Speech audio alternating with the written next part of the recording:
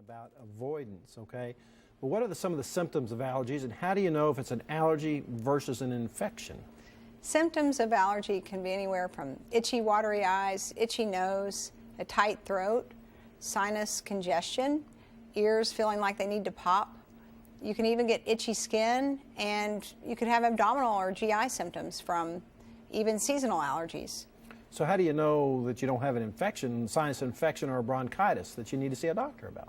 Well, the main tips that I try to convey to patients is to give it a little time first. You don't want to jump at taking an antibiotic for presumed sinusitis after one day of feeling sinus pressure. But if you're having several days of not just sinus pressure but sinus pain, so pain instead of just pressure in your face could be a sign of a sinus infection, and the time frame that you're looking at. If it's more than 5 to 7 days, there's a high chance that a secondary bacterial colonization has started to occur up in your maxillary or frontal sinuses. Now, so let's assume it is just allergies. Are there things that you can take over the counter to try to treat yourself before you end up at the doctor's office?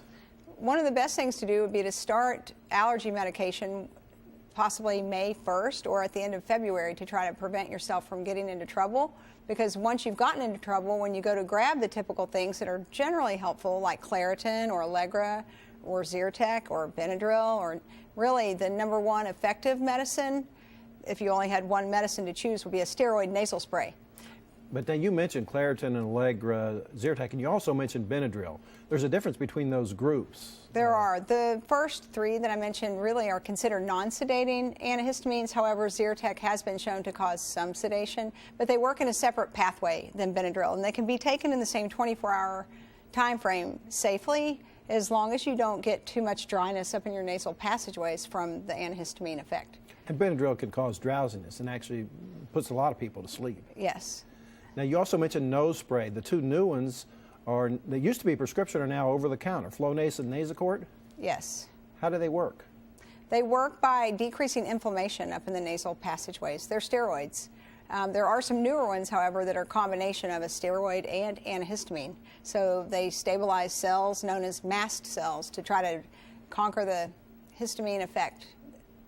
Now, there's also a nasal spray called Afrin. That can create some troubles?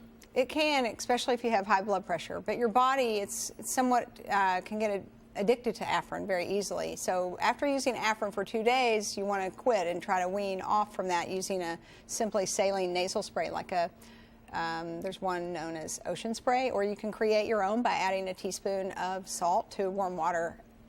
All right. That's great information. We'll be right back.